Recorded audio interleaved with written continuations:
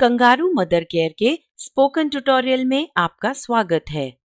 इस ट्यूटोरियल में हम सीखेंगे कि कंगारू मदर केयर क्या है, उसके अलग अलग भाग और महत्व और कंगारू मदर केयर का पूरा तरीका। चलिए पहले शुरू करते हैं कंगारू मदर केयर की जानकारी के बारे में। जैसा कि नाम सुझाव देता है, इसमें शिशु को मां के साथ त्वचा से त्वचा के संपर्क में रखा जाता है और इसे केएमसी के नाम से भी जाना जाता है। याद रखें कि केएमसी शिशु के जन्म के तुरंत बाद करना चाहिए।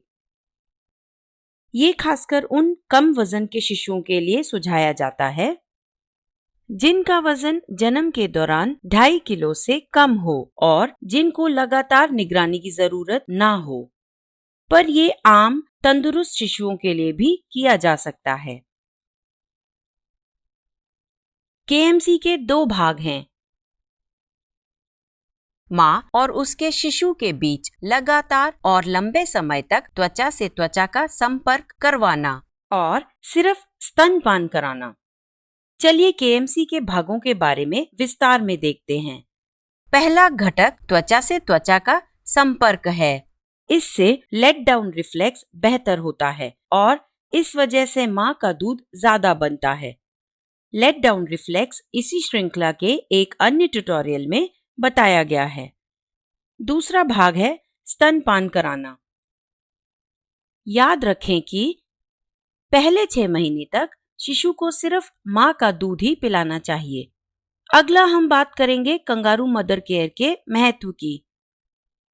केएमसी में लंबे समय तक मां के शरीर के साथ रखे जाने से शिशु के शरीर का सही तापमान बना रहता है और शिशु को भी सुरक्षित महसूस होता है।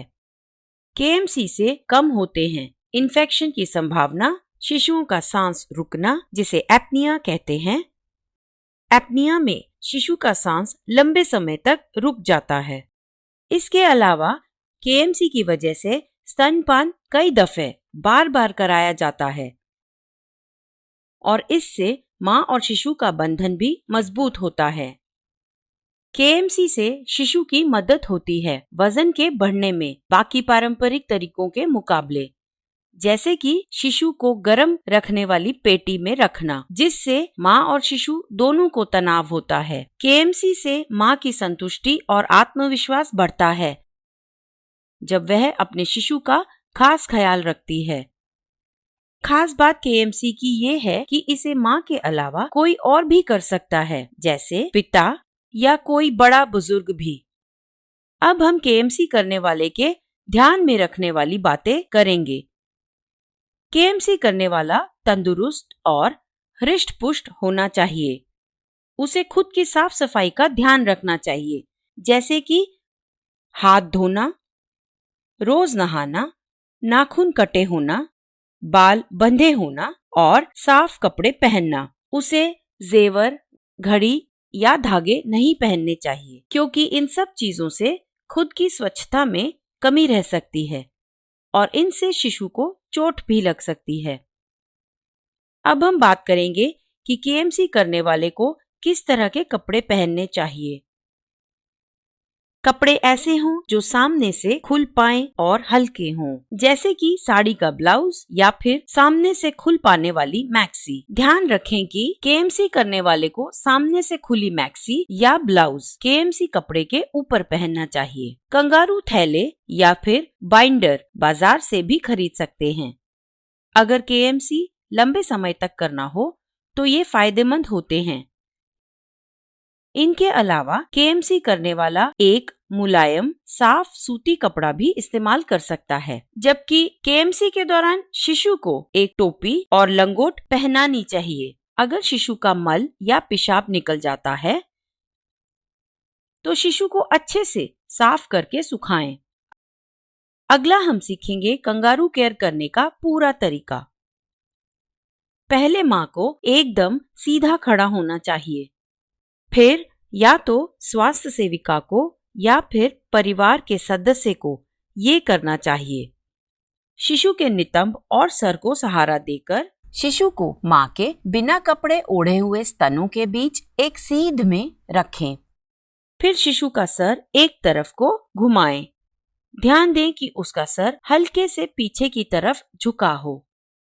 इस स्थिति से उसकी नाक सांस लेने के लिए खुली रहेगी और वो मां की आंखों को देख पाएगा। अब शिशु के नितंब को थोड़ा सा बाहर धकेलें। याद से शिशु के हाथ मां के स्तनों पर ही रखें और टांगे मां के स्तनों के नीचे। शिशु का पेट मां के सीने पर होना चाहिए। कपड़े से लपेटने से पहले अगर मौसम ठंडा हो तो उसे कंबल में लपेटें।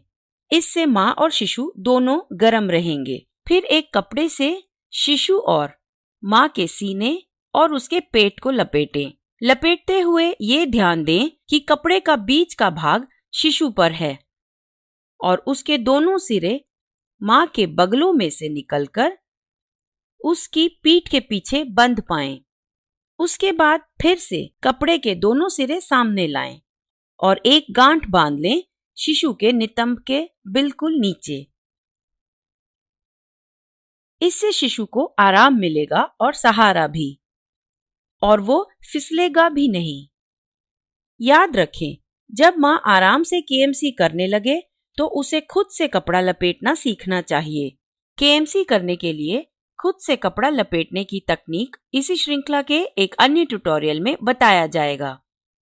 उससे मां का आत्मविश्वास बढ़ेगा और वो खुद से केएमसी का कपड़ा लपेट पाएगी। अगर कपड़े से मां को तकलीफ हो तो वह खिंचने वाला कपड़ा इस्तेमाल कर सकती है। इसे आसानी से और आराम से इस्तेमाल कर सकते हैं। खिंचने वाला कपड़ा इस्तेमाल करते हुए उसके किनारे शिशु के कान के ऊपर तक लाएं ताकि उसके सर को सहारा मिले। फिर उसके सर को हल्का सा घुमाइए ताकि वो आराम से सांस ले सके और अपनी माँ को देख पाए, जैसा कि पहले बताया गया है। लपेटने वाला कपड़ा या खिंचने वाला कपड़ा ना ज्यादा तंग और ना ज्यादा ढीला होना चाहिए।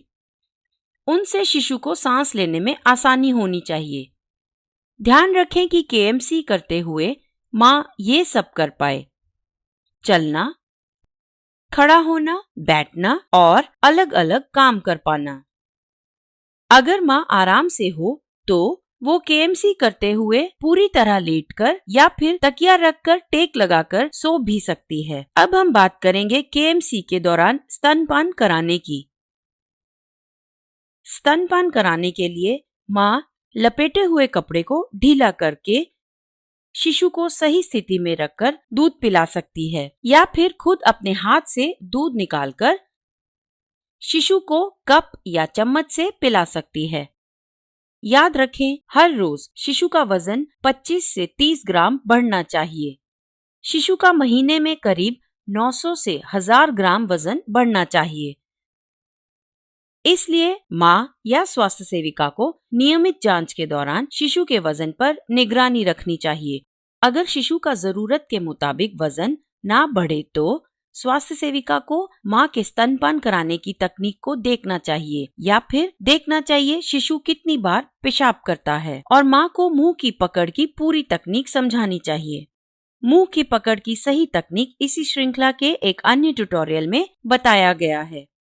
अब हम सीखेंगे शिशु को लपेटे हुए कपड़े में से कैसे निकालें।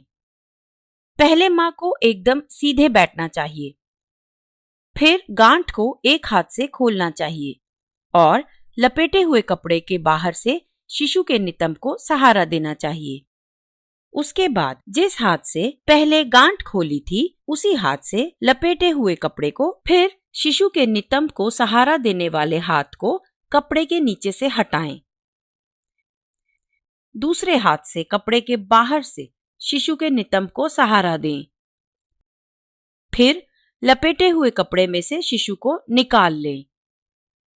अब याद से शिशु का सर इस तरह पकड़ें कि अंगूठा एक कान के पीछे और उंगलियां दूसरे कान के पीछे हों।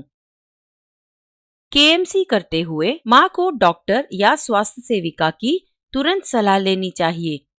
अगर शिशु सतर्क और चुस्त ना हो या फिर जल्दी जल्दी सांस ले रहा हो या फिर बहुत धीरे धीरे, या शिशु के होंठ और जीभ नीले पड़ गए हों या फिर उसके पैर ठंडे हों। कंगारू मदर केयर पर यह ट्यूटोरियल यहीं समाप्त होता है। आईआईटी बॉम्बे से मैं बेला टोनी आपसे विदा लेती हूँ। हमसे जुड़ने के लिए धन्यवाद।